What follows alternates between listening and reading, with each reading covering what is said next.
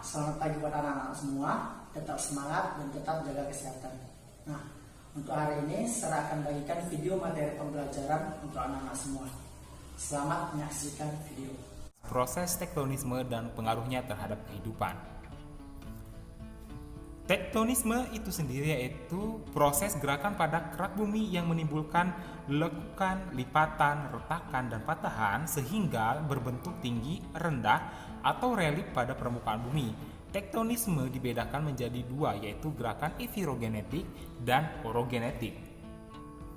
Gerakan epirogenetik di mana gerakan pembentuk kontinen atau benua, yaitu gerakan turun naiknya lapisan kulit bumi dalam waktu lambat dan meliputi daerah yang luas. Gerakan ini terbagi atas dua macam, yaitu sebagai berikut. Epirogenetik positif, di mana gerakan penurunan suatu daratan sehingga permukaan air laut naik. Misal, turunnya Kepulauan Maluku Barat Daya sampai Kepulauan Banda dan pantai Skandinavia. Selain itu, turunnya lembah Sungai Hudson di Amerika Serikat yang dapat dilihat dengan jarak yang jauhnya kurang lebih 1.700 meter, dan turunnya lembah Sungai Kongo sampai dengan 2.000 meter di bawah permukaan laut. Sebagai contoh gambar, di gambar sebelah kiri ini sebelum terjadinya epirogenetik positif, dan di gambar sebelah kanan sudah terjadinya epirogenetik positif. Bisa dilihat dari perbedaan permukaan air lautnya. Yang kedua, epirogenetik negatif, di mana naiknya suatu daratan sehingga permukaan air laut menjadi turun. Misalnya, naiknya Pulau Timor dan Pulau Buton, naiknya dataran tinggi Colorado di Amerika, dan naiknya Pulau Simeulue bagian utara saat gempa di Aceh pada bulan Desember tahun 2014. Sebagai contoh gambar, di sebelah kiri ini sebelum terjadinya epirogenetik negatif, dan di sebelah kanan sesudah terjadinya epirogenetik negatif, dilihat dari perbedaan tinggi airnya. Yang selanjutnya, gerak orogenetik, gerakan kulit bumi yang cepat dengan wilayah lebih sempit. Hal ini menghasilkan lipatan dan patahan.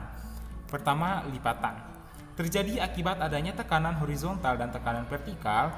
Bagian yang turun dinamakan sinklina dan yang terangkat dinamakan antiklinal.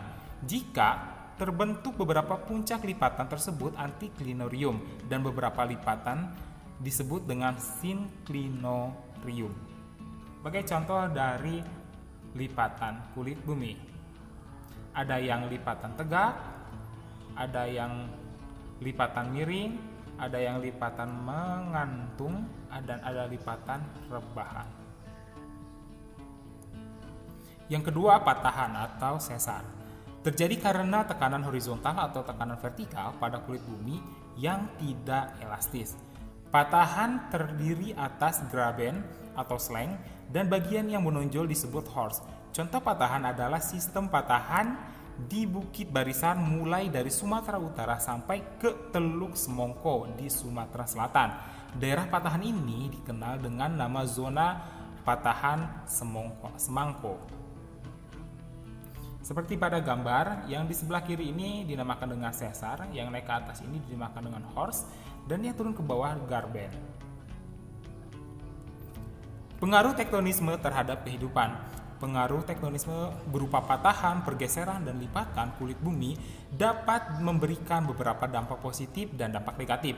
Di antaranya, dampak positif, naiknya barang tambang ke permukaan bumi dan terbentuknya barang tambang seperti batu bara, biji besi, tembaga, marmer, bauksit, emas, dan perak. Sedangkan dampak negatifnya yaitu dapat merusak permukaan bumi seperti jalan, jembatan, waduk, rumah, dan bangunan lainnya.